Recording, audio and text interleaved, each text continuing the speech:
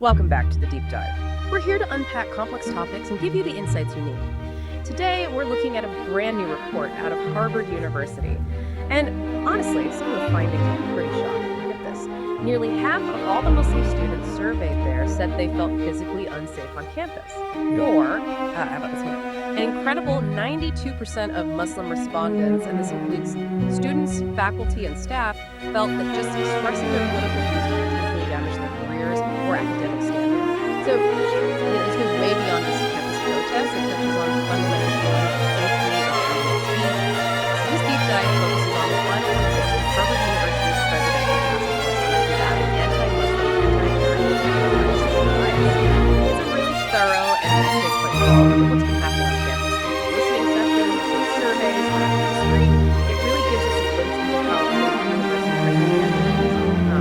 intense global issues that are part of it.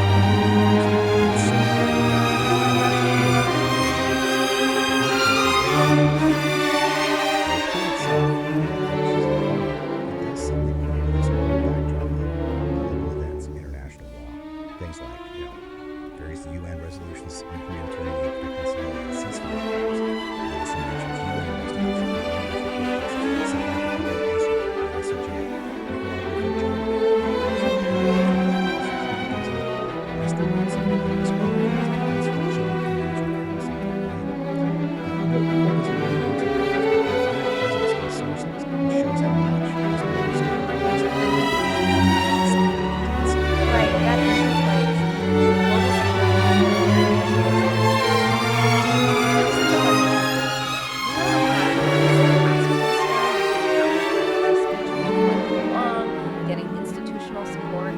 And then importantly, look at what they're recommending Harvard should actually do to make things better, more inclusive, more intellectually alive.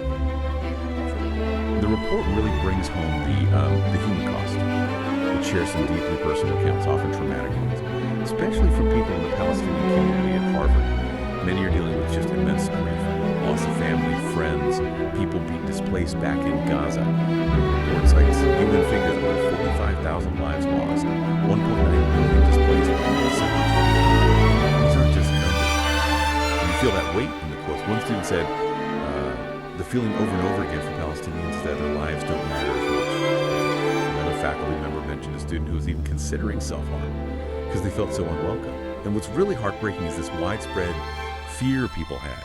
Fear of even telling university advisors about their grief or mental health struggles. They were worried they'd face discrimination, instead of getting support. One person wrote something like, because of the genocide of my people, my mental health has been terrible.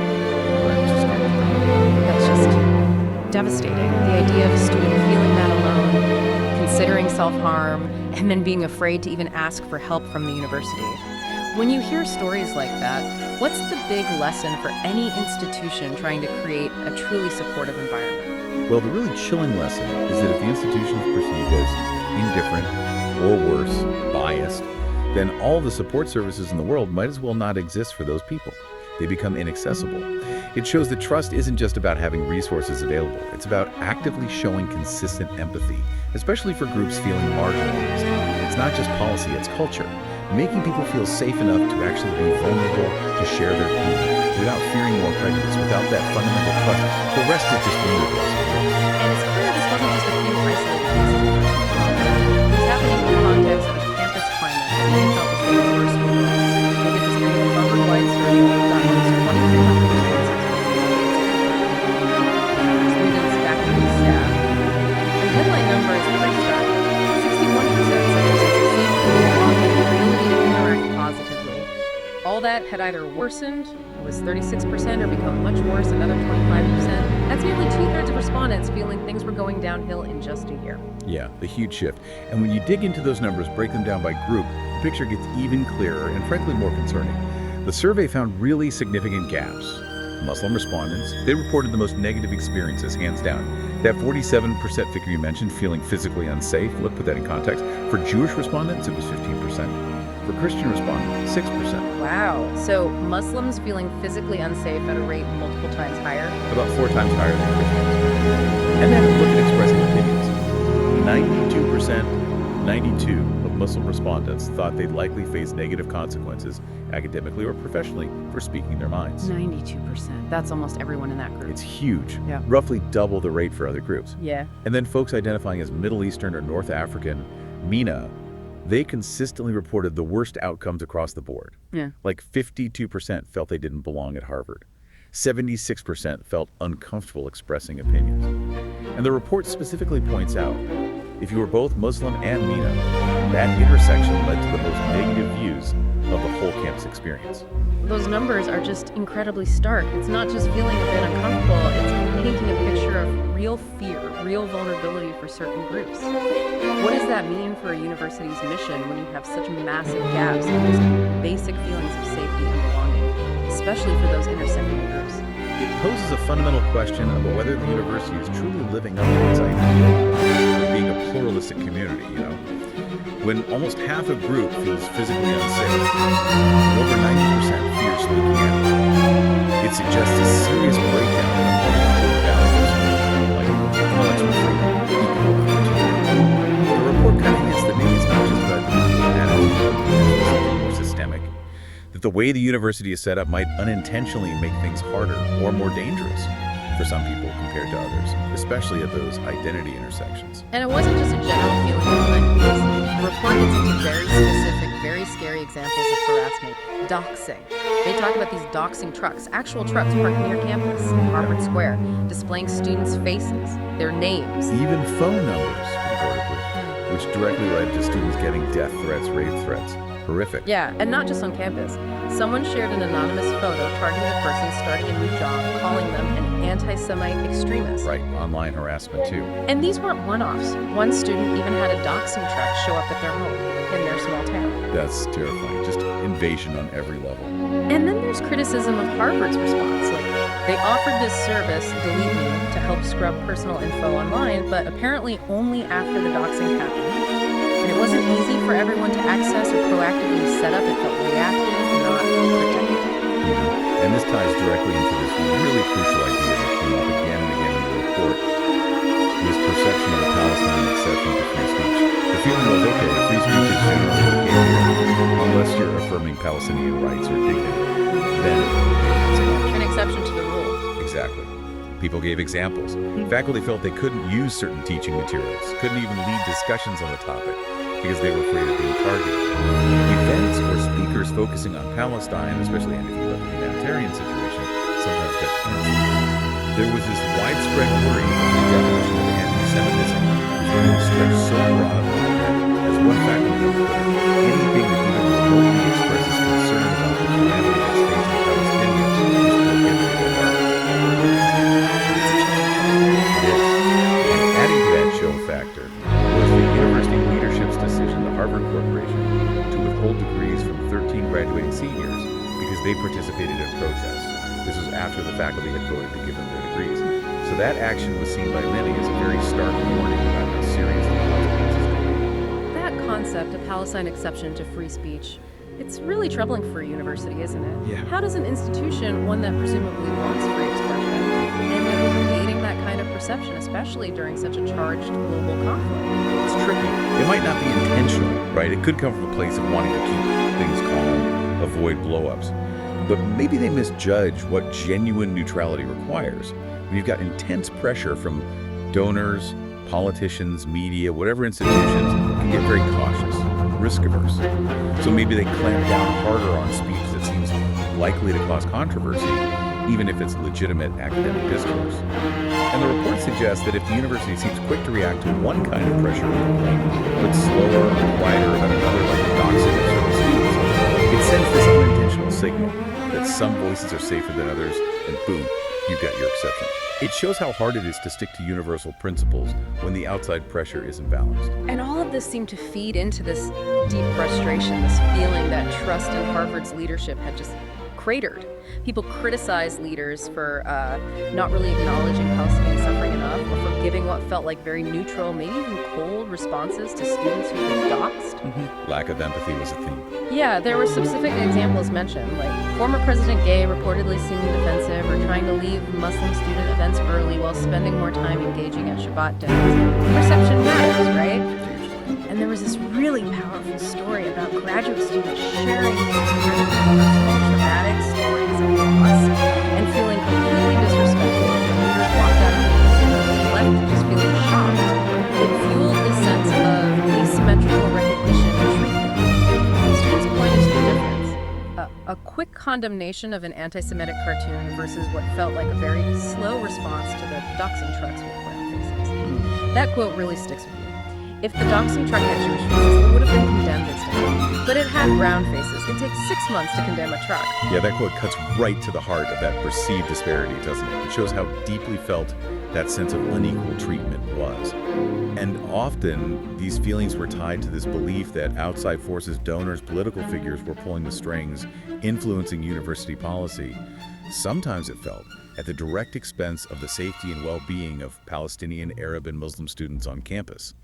That idea that external pressures were compromising the university's commitment to its own community members, that's a really profound erosion of trust. Okay, so we've mapped out the personal pain, the campus climate issues, the specific threats like doxing, the perceived institutional failings. Let's just quickly loop back to something we mentioned earlier. How does that big global picture, the UN stuff, the international court cases, how does that actively shape these campus challenges and, maybe more importantly, the way forward? Right, it's a really crucial connection. Yeah. Because even though the report doesn't, say, analyze the South Africa v. Israel case in detail, just mentioning it signals something important. It reminds us these aren't just abstract news headlines from far away. These global events, they directly shape how students, faculty, staff feel, what they fear, their sense of urgency. It changes how they experience things like free speech debates or belonging on campus. It's like a constant, heavy presence. Amplifying everything. Exactly. It amplifies the emotions, the stakes. It makes it clear that universities aren't separate from these huge global conflicts. They're arenas where these struggles play out in miniature. And that makes every institutional action or inaction feel even more significant, more scrutinized. So facing all this complexity, the task force didn't just identify problems, they proposed concrete solutions. Actionable recommendations, really, grouped into 4 main areas. First up is recognition and representation.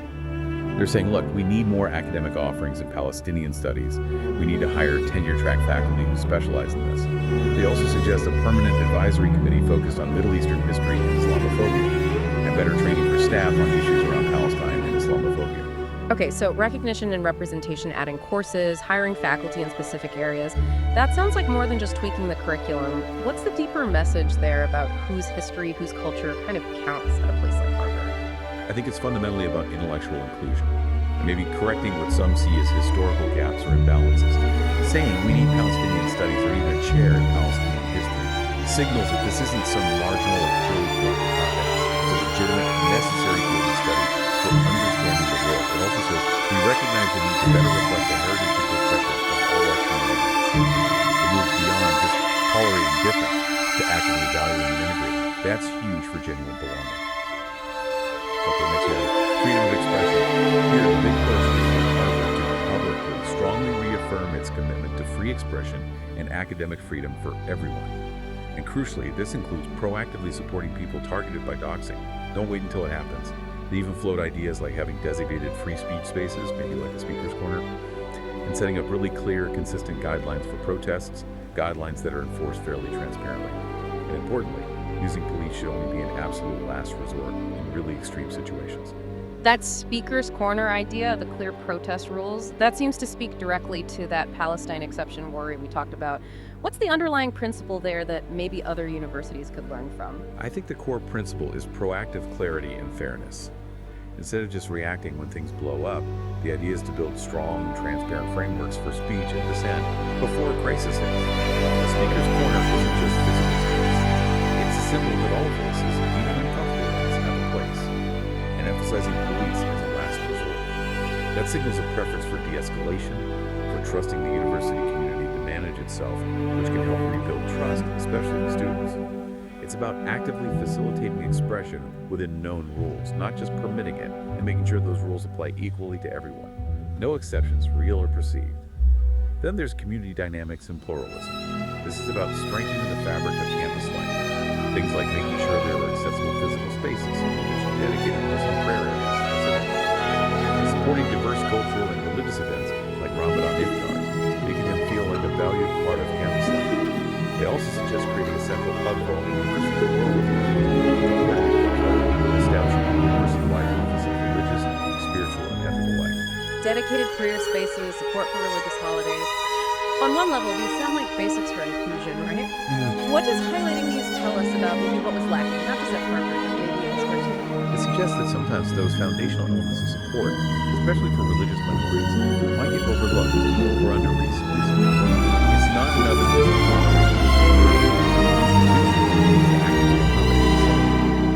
when those basic needs aren't met, like a proper place to pray, it sends a subtle but powerful message that maybe you don't feel belong. It chips away at that sense of belonging. And the idea for a central hub, that signals that building a truly pluralistic community isn't just a side project. It needs dedicated focus, coordination, and resources. It needs to be part of the institution's core structure. And finally, the fourth point, intellectual excellence. Here they circle back to the core courses on Palestinian studies, Arabic Islamic studies, creating faculty positions, including that chair in Palestinian history we mentioned, but also modeling better ways to disagree. They suggest having top leadership like the president of and let down a really tough crisis issues, show them community and fostering more spirit of learning. Right. So taken together, these recommendations, they're not just tinkering around the rules, are they? It feels like an attempt to fundamentally reset the culture, to rebuild that broken trust and create an environment where everyone feels they belong, where challenging ideas can be discussed openly, and where the institution actively supports that for everyone. Exactly. That's the bigger picture, I think. It's a move away from being reactive, maybe defensive at times, towards a more proactive stance. It's about Harvard demonstrating, through real actions and investment, that it values all its members and is serious about creating an environment that is both intellectually rigorous and genuinely inclusive. Even when, maybe especially when, faced with intense external conflict and pressure. It's a pretty ambitious roadmap for change. Okay, so let's quickly wrap up what we've covered in this deep dive into the Harvard report. We heard about the deep emotional distress felt by many, especially Muslim, Arab, and Palestinian community members. We saw the impact of doxing and this perceived silencing of the Palestine exception, and the significant erosion of trust due to perceived inconsistencies from the university leadership. But we also looked at the task force's detailed recommendations, boosting representation, protecting free speech fairly, strengthening community life, enhancing intellectual engagement, all aimed at tackling these issues head-on, trying to build a more inclusive, intellectually vibrant campus. And this whole situation, this report, it really throws into sharp relief just how incredibly difficult it is for institutions, especially universities, to balance free expression with ensuring everyone feels safe and like they belong, particularly when global conflicts are raging. So maybe the question for you, listening, to think about beyond just Harvard, is this. In our increasingly polarized world, what responsibility do our institutions, universities, workplaces, communities have? Is it enough to just tolerate dissenting